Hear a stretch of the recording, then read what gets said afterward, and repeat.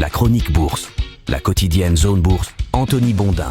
Bonjour à toutes et à tous, bienvenue dans ce point de marché Zone Bourse du mardi 4 juin 2024. Il s'appelle ce matin « Jamais content ». On a coutume de dire que les mauvaises nouvelles économiques sont de bonnes nouvelles pour les marchés actions, mais ça n'a pas tellement fonctionné hier. Les mauvaises nouvelles sont restées de mauvaises nouvelles, mais les marchés actions sont peut-être aussi perdus à force d'être bombardés de données contradictoires. C'est d'ailleurs ce dont on va parler ce matin. Les marchés boursiers sortent donc d'une séance un petit peu curieuse, de celle où les signaux paraissent assez clairs mais aboutissent à un résultat sans queue ni tête. Je vous rappelle que le financier américain de base, on va l'appeler Bill par exemple, se fout un petit peu de ce qui se passe autour de lui tant que le prix de l'argent baisse. Bill a donc fait figurer tout en haut de sa wishlist la baisse des taux d'intérêt de la Banque centrale américaine, c'est assez logique. Cette baisse qui nécessite quand même quelques ingrédients comme une dégradation de la situation économique du genre qui forcerait un banquier central, on va l'appeler Jérôme, à baisser ses taux même si Jérôme a un petit peu peur que l'inflation dérape. Bon, vous voyez que j'essaye de raconter la même chose de façon différente tous les jours pour éviter la lassitude, mais c'est pas très facile, croyez-moi. Bref,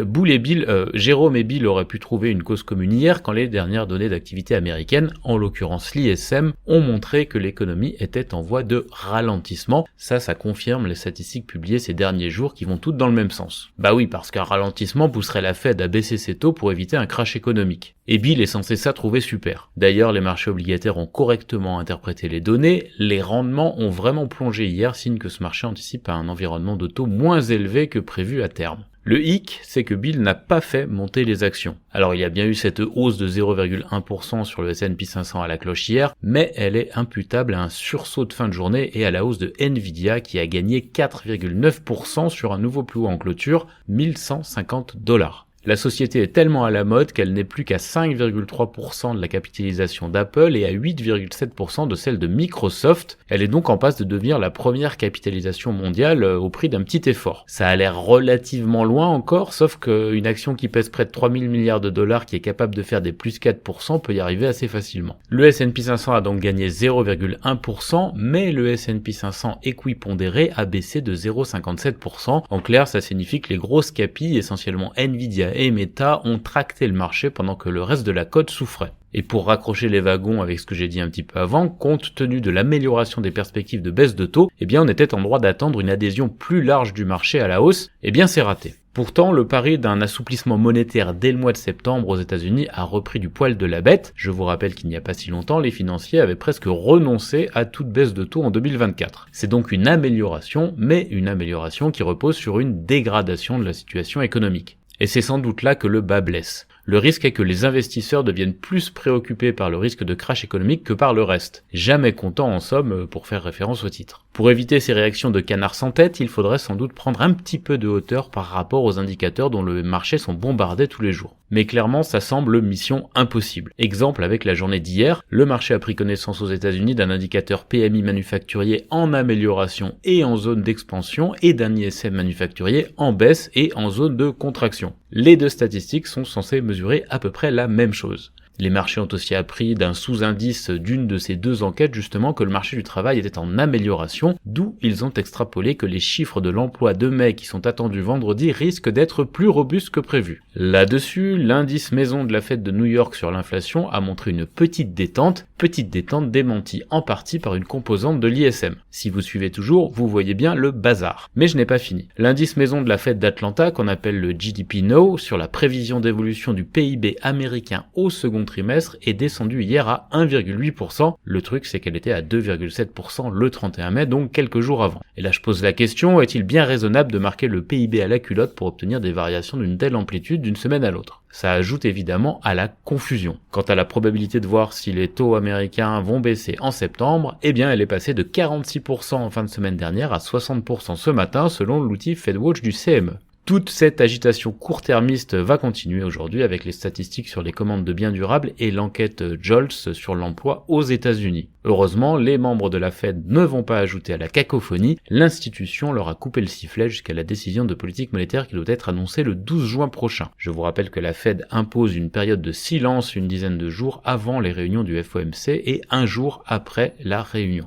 Les marchés, eux, ils n'ont plus beaucoup de résultats d'entreprise à se mettre sous la dent et ça explique aussi le retour en force de la macroéconomie. L'actualité est dominée en outre par les échéances électorales avec les scrutins achevés au Mexique et en Inde et ceux qui se profilent en Europe le week-end prochain et au Royaume-Uni en juillet. Sans oublier évidemment en toile de fond l'élection américaine de novembre qui est l'éléphant dans la pièce. À Wall Street hier, on parlait aussi beaucoup du retour de la spéculation sur les actions mêmes, GameStop en tête, et aussi du gros pépin technique rencontré par le NICE. En effet, une soixantaine d'actions ont connu des épisodes de volatilité indue, c'est le cas par exemple de Berkshire Hathaway, le holding de Warren Buffett, dont le cours a perdu plus de 99% à un moment de la séance. Évidemment, c'était une énorme bourde technique. Les petits vénards qui pensaient avoir obtenu la ristourne du siècle sur la plus fameuse société d'investissement de la planète risquent d'être déçus. Les échanges erronés de ce type sont presque à coup sûr annulés. Du côté de l'Asie-Pacifique ce matin, les doutes de Wall Street ont l'air de s'être propagés. Le Japon, la Corée du Sud, Taïwan et l'Australie reculent de 0 à 1%. En Inde, après le rebond marqué de la veille, les indices décrochent spectaculairement de 4,5%. Le triomphe électoral annoncé de Modi est en train de se transformer en une victoire plus disputée. Ceci explique cela. La Chine s'en tire mieux ce matin avec des gains de 0,3% du côté de Shanghai ou de Hong Kong. En ce qui concerne les indicateurs européens, ils sont hésitants et plutôt baissiers à l'heure où j'enregistre.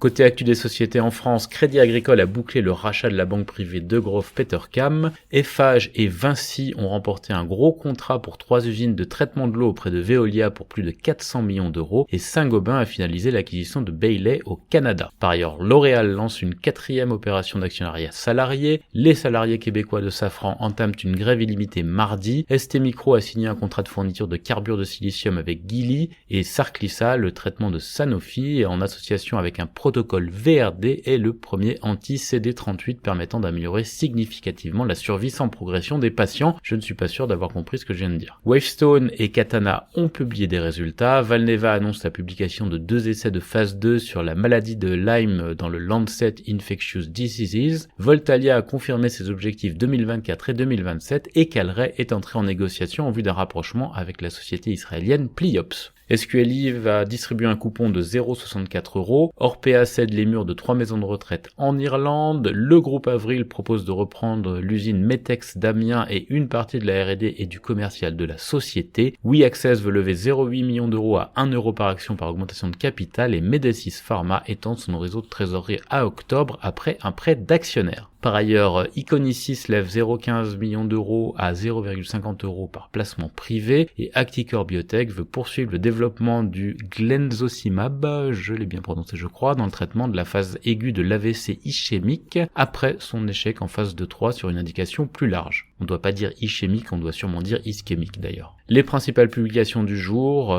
Smart Good Things, on a eu aussi les chiffres de Katana, de Wavestone, de Nikon et de Big Ben. Ailleurs dans le monde, en Europe, AP Moller-Maersk a relevé ses prévisions d'EBITDA 2024. Le ministère américain des Transports a obtenu de 3 compagnies aériennes qu'elles remboursent près d'$1 milliard à des passagers pour annulation ou modification importante de vol du fait de la pandémie de Covid-19. Lufthansa écope ainsi de 776 millions de $, KLM, la filiale d'Air France KLM, de 115 millions de $, et South African Airways de 15,5 millions de $. La banque publique KfW lance la vente de 110 millions d'actions Deutsche Telekom pour 2,5 milliards d'euros. La SNAM a proposé entre 500 et 600 millions d'euros pour les actifs de stockage de gaz d'Edison en Italie. ASML et IMEC ouvrent un laboratoire aux Pays-Bas pour tester un nouvel outil de fabrication de puces électroniques et Merck KGaA va lancer de nouvelles études cliniques dans le cadre de son pipeline oncologique. Enfin, Mobimo en Suisse place un green bond de 150 millions de francs. Il y a peu de publications d'entreprises en Europe prévues aujourd'hui, London Metric, Ferguson ou encore Burkhardt. Côté Amérique, Illumina, le fabricant de machines de séquençage génétique, va procéder à la scission de Grail, qui est un fabricant de tests de dépistage du cancer. Illumina va distribuer une action Grail pour 6 actions Illumina détenues à la clôture du marché le 13 juin.